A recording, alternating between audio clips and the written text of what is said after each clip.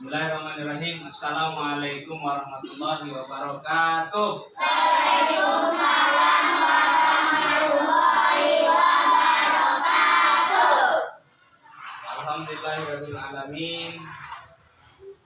Wassalatu wassalamu ala asrofil anbiya'i wal mursalin wa ala alihi wa sahbihi ajma'in, amma ba'du. Puji dan syukur kepada Allah Subhanahu wa taala, biqauli alhamdulillahirabbil alamin. Shalawat beserta salam kepada baginda kita Nabi besar Muhammad sallallahu alaihi wasallam, biqauli Allahumma shalli ala sayyidina Muhammad wa ala ali sayyidina Muhammad. Gimana kabarnya, sehat? Udah makan belum? Udah. Kalau yang belum makan sama Bapak, tapi bayarin. Oke, pada pertemuan kali ini kita akan membahas tentang syarat-syarat wudu. Tengah di atas, lihat ya. Pada pertemuan kali ini kita akan membahas syarat-syarat wudu. Jadi biasanya kalau kita sholat wudu dulu atau tidak? Nah, kalau nggak wudu, sholatnya sah atau tidak? Tidak. Maka ketika kita mau sholat, kita harus terlebih dahulu berwudu. Karena syaratnya, salah satu syarat sholat adalah suci dari hadas. Lalu kemudian, Pak, ada berapa syarat wudu? Nah, ini sudah ditulis. Ada berapa? 10. Yang pertama apa? Islam. Pak, ada orang lain enggak Islam dia. Enggak asyhadu alla ilaha illallah wa asyhadu anna muhammadar rasulullah. Dia wudu. Rupanya dia orang beragama Kristen umpamanya, atau agama Katolik, atau agama Yahudi, Konghucu, Cina. Dia sah wudunya atau tidak? Tidak. Karena syarat yang berwudu, orang yang berwudu kalau ingin sah wudunya, maka orangnya harus orang Islam. Wudu orang kafir yang tidak Islam, yang bukan Islam atau non Muslim, maka wudunya tidak sah. Ini Islam semua kan? Orang Islam itu dia bersyahadat, asyhadu an la ilaha illallah wa asyhadu anna muhammadar rasulullah. Nah, maka yang pertama syarat wudu harus orang Islam. Sekali lagi ini mengulang, orang yang bukan Islam wudunya tidak sah. Kalau wudunya tidak sah, wah, nggak dari tadi, baru nampak Bapak ganteng ini. Nah, kalau tidak Islam berarti wudunya tidak sah. Yang kedua, tamyiz. Syarat wudu yang kedua adalah tamyiz. Apa itu tamyiz? Sudah bisa membedakan yang baik dengan yang buruk. Sudah bisa membedakan mana ini kotoran, mana ini makanan. Contohnya kotoran ayam dengan coklat. Kalau dia belum bisa membedakan, belum bisa berwudu, namanya anak bayi. Tapi kalau sudah bisa membedakan mana yang baik, mana yang benar, mana kanan, mana kiri, nah itu sudah masuk, sudah bisa berwudu. Kalau ini semuanya udah bisa nih, udah bisa sholat, bisa wudu. Makanya sekarang disampaikan tentang tata cara berwudu. Nah, sebelum ke tata cara berwudu, maka disampaikan dulu syarat-syarat wudu. Nah, yang pertama orang Islam, yang kedua tamyiz. Apa tamyiz tadi? Bisa membedakan antara yang baik dengan yang buruk. Yang kedua, bersih dari haid dan nifas. Nah, ini biasanya di perempuan. Nah, nggak usah dibahas ini. Yang jelas dia diantaranya itu bersih dari kotoran-kotoran, model habis pipis harus dibersihkan dulu, baru bisa berwudu. Jangan nanti pipis dibawa-bawa pula, dibawa wudu pula. Nah itu tidak bisa. Jadi yang ketiga bersih dari haid dan nifas. Yang keempat syarat wudu bersih dari apa yang menghalangi air ke kulit. Contohnya apa? Yang menghalangi air ke kulit? Tato. Tapi kalau tato kalau nggak terlanjur tidak apa-apa. Apa namanya? Kalau yang dijual di serbu itu apa? Ketek. Apa namanya? Kutek. Kutek yang buatan, yang dari plastik. Kalau yang ketek dari Arab itu ketek pula. Anak? Kutek. Kalau kutek dari Arab, dia bisa tembus air ke kulit, masuk air ke kulit. Kalau yang kayak di serba itu, yang serbu itu, yang 1000 apa namanya serbu itu? Serba 6.000.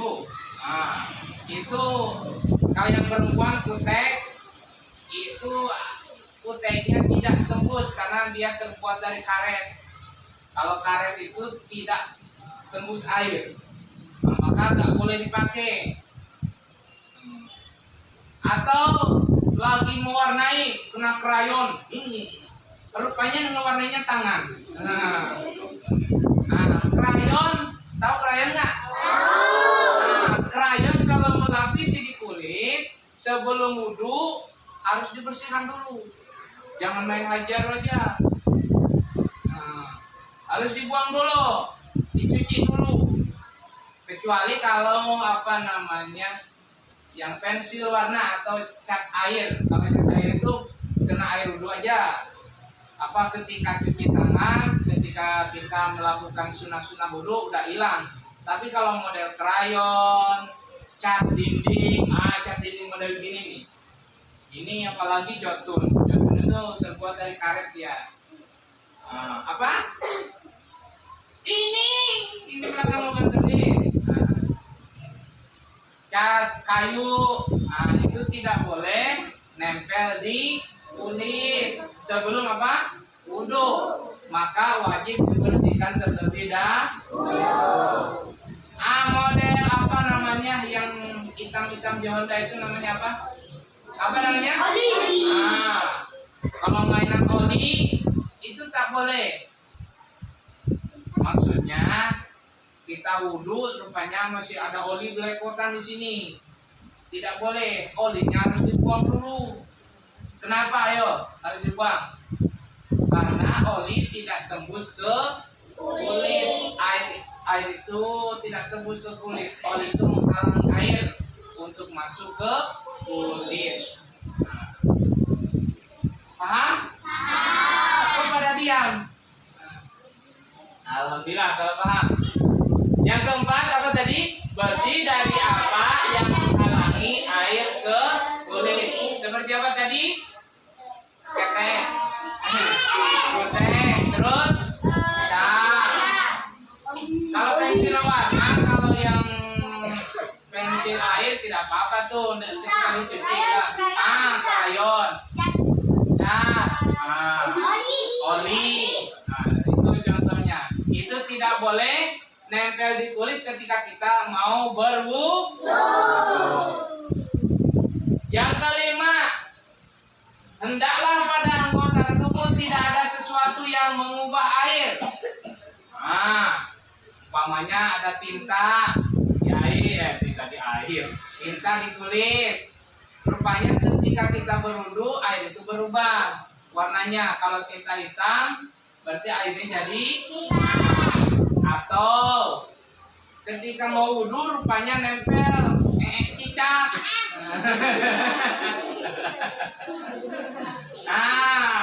Itu harus dibersihkan terlebih dahulu karena itu merubah air. Maksud merubah air itu yang tadinya suci kalau kena cicak jadi najis. Kalau kena tinta ya warnanya jadi berubah jadi hitam. Betul. berubah mirip kita. Mana tadi? 5. Hendaklah pada anggota tubuh tidak ada sesuatu yang mengubah air seperti tinta atau kotoran cicak dan lain sebagainya. Yang keenam, mengetahui wudhu itu wajib. Kalau wudhunya dianggap sunnah, maka wudhunya tidak sah. Maksudnya begini, laitul wudu'a birofil hadasil sunnatan lillahi ta'ala. Itu tak boleh. Jangan menganggap wudhu itu perbuatan yang sunnah. Tetapi wudhu yang kita lakukan itu adalah perbuatan yang wajib, fardu. Nawaitul wudu'a birofil hadasil asghari fardu. Nah, apa kalimatnya? Fardu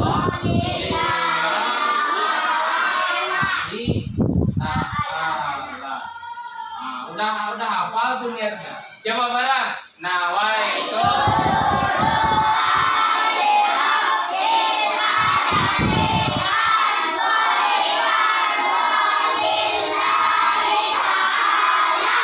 mantap. Maksud fardu di sini adalah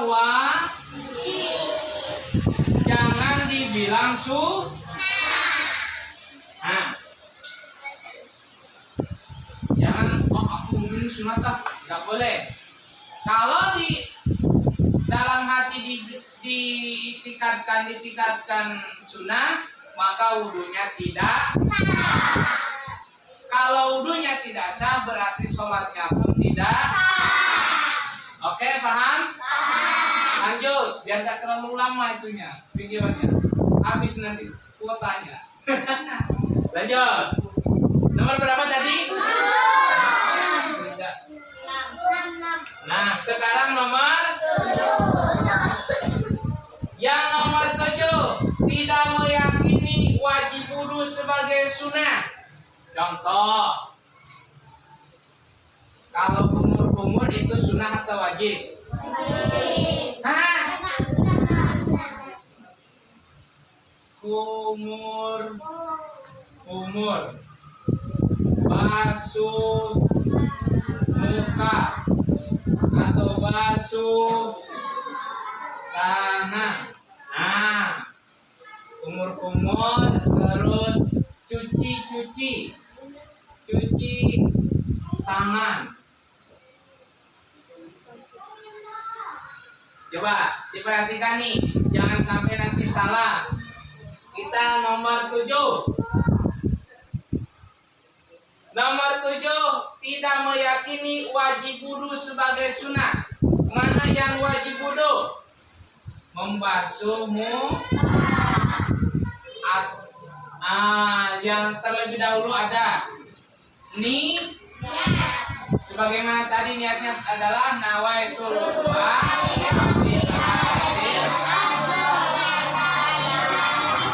Nah, ini adalah wajib wudhu, fardu wudhu. Dan adapun yang sunnah itu seperti berkumur-kumur, terus cuci tangan dulu, terus cuci kaki dulu sebelum berniat wudhu, atau membilah bikin telinga lubang-lubang. Nah, itu sunnah. Jadi jangan menganggap sebuah yang wajib dianggap sunnah. Tidak meyakini wajib wudhu sebagai sunnah. Kalau kita menganggap basuh wajah, berniat wudhu, menganggap itu hal yang sunnah, maka wudhunya tidak sah. Lalu kemudian yang ke-8, airnya suci dan menyucikan. Nah, airnya wajib yang suci dan menyucikan. Contohnya apa? Air sumur, air laut, air hujan, mata air mata. Air mata nggak bisa dipakai untuk wudhu. Orang cuma setetes. Contoh air yang suci menyucikan. Sebagai contoh tadi apa? Air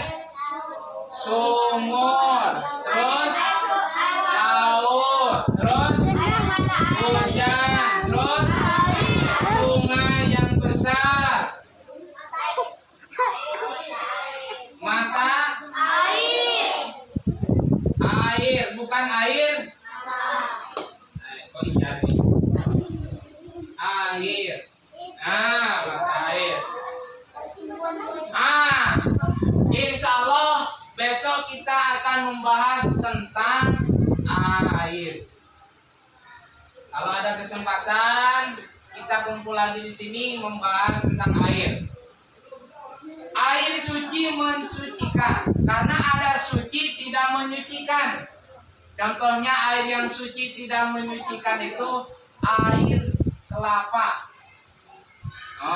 Air kelapa itu suci, boleh diminum, halal, tetapi tidak menyucikan, tidak boleh dipakai berwudu.